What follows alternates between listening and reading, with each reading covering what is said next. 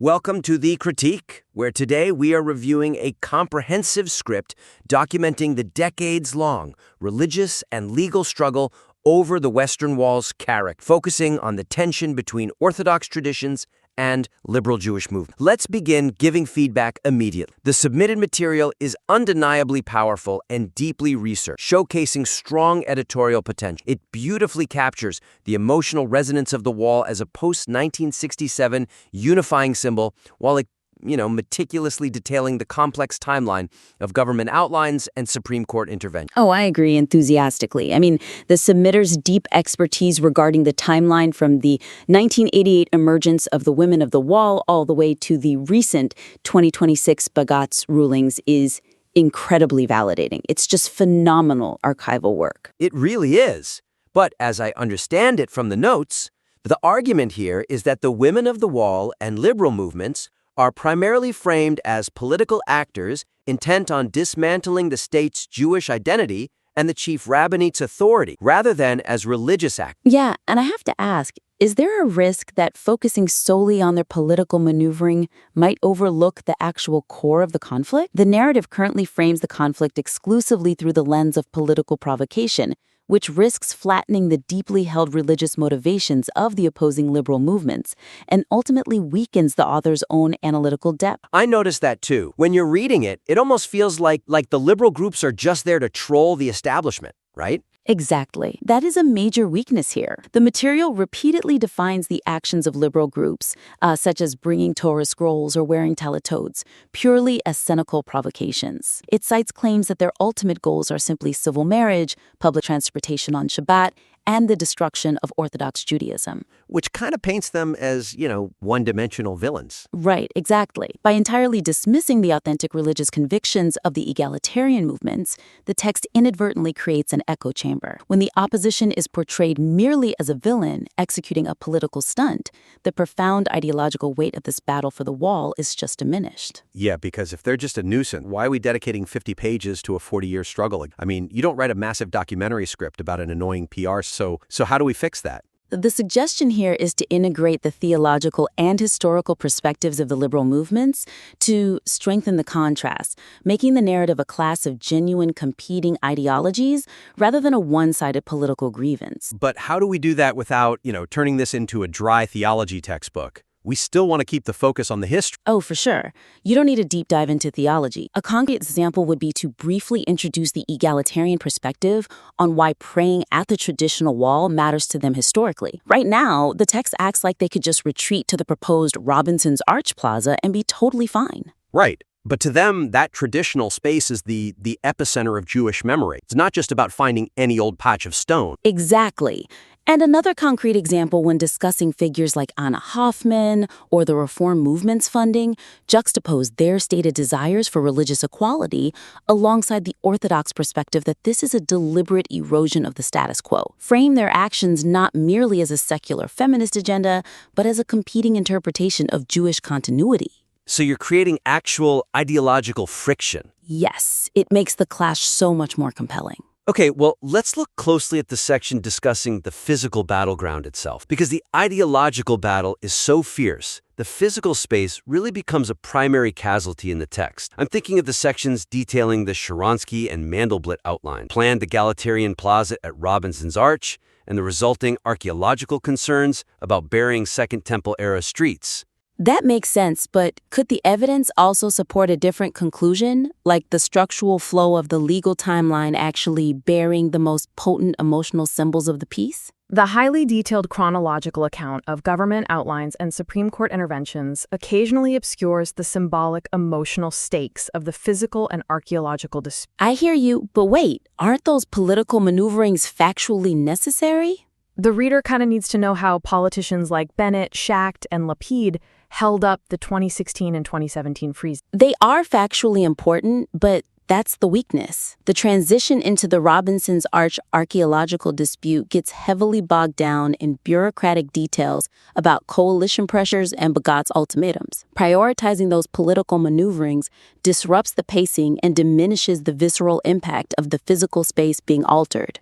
Ah, I see. So the reader just gets completely lost in the legislative weeds of Avi Maz's proposed laws, and they stop feeling the historical weight of the stones. Spot on. So my suggestion is to elevate the physical stones and the archaeological integrity of the site as a recurring narrative motif that bridges the dry legal battles with the high-stakes emotional conflict. Like making the inanimate wall an active character. I really love that. Do you have some concrete examples of how to actually pull that off? Yeah, absolutely. So remember that dramatic moment in the script when the 200-kilogram stone fell on the egalitarian plaza?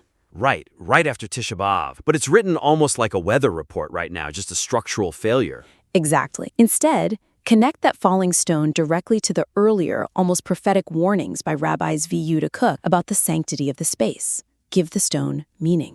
Oh, wow, that's powerful. And what about the archaeological covering of the Second Temple Street at Robinson's Arch? For that, instead of just listing the unearthing and potential covering of the street as a casualty of the Mandelblit outline, use this physical burial as a metaphor for the competing visions of Israel's identity. Let the ancient stones serve as a thematic anchor every time the narrative threatens to get lost in Supreme Court procedural details. So when we get to that looming 2026 Bagat's 90-day deadline, you ground that abstract legal countdown in the physical reality of the 2,000-year-old bedrock that's about to be paved over. Yes, exactly. It keeps the reader physically grounded in the stakes. That makes so much sense. I can see what you're going for here. Let's see how we can strengthen this final section, because the physical and legal status of the space remains in such active turmoil, especially with that 2026 Bagat's 90-day deadline, so the conclusion of the piece requires really careful handling. That's fascinating. What are the potential limitations or counter-arguments to that idea? The conclusion relies heavily on sweeping statements about the nation's unified stance on the wall,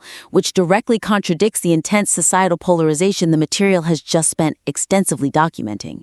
Yeah, reading the ending gave me total emotional whiplash. It felt completely unearned after reading 50 pages about arrests and protests and court battles. That is the core weakness. Ending on the definitive note that the nation of Israel will not give up the wall, that the public is entirely united, and that the site will remain the wall of everyone as it was for generations feels completely dissonant. Right, because the text just spent significant time proving the exact opposite. There's this fierce 40-year civil, legal, and political war over the site, complete with a fractured government coalition. Exactly. Claiming unity at the end undermines the entire premise of the battle for the wall. You can't show us the house fiercely divided for 40 pages and then end by declaring the house is perfectly whole. But what if the author genuinely believes in that unity? Shouldn't they be allowed to express that hope? They can express hope, sure, but our suggestion is to reframe the conclusion to lean into the unresolved tension, highlighting that the Western Wall is the ultimate ongoing microcosm of the modern Israeli identity crisis, rather than forcing a tidy, contradictory bow on a messy reality. So how did they do that practically, without making the ending feel super depressing or just like an endless lawsuit? Here are some concrete examples. Instead of concluding that the traditional side will inevitably win and that the nation is uniform in its desires, pose a lingering, thought-provoking question to the reader. Ask, can a state governed by modern democratic laws, represented by Bagats, successfully manage a sacred site governed by ancient religious tradition, represented by the chief rabbinate? Oh, that is a fantastic question to end on. It leaves the audience contemplating the immense difficulty of balancing ancient tradition with modern liberal values. It honors all the complex research they've done instead of just slapping a Band-Aid on it at the end. Exactly. It forces the reader to sit with the complexity. Well, this has been an incredibly insightful breakdown. Let's quickly recap our 3 main actionable takeaways. First, deepen the ideological conflict by presenting the religious motivations of the liberal movements alongside the Orthodox view. Second, use the ancient stones and archaeological sites at Robinson's Arch as a recurring metaphor to anchor the heavy political and legal timelines. And third, revise the conclusion to reflect the ongoing unresolved tension rather than a forced narrative of national unity. Absolutely.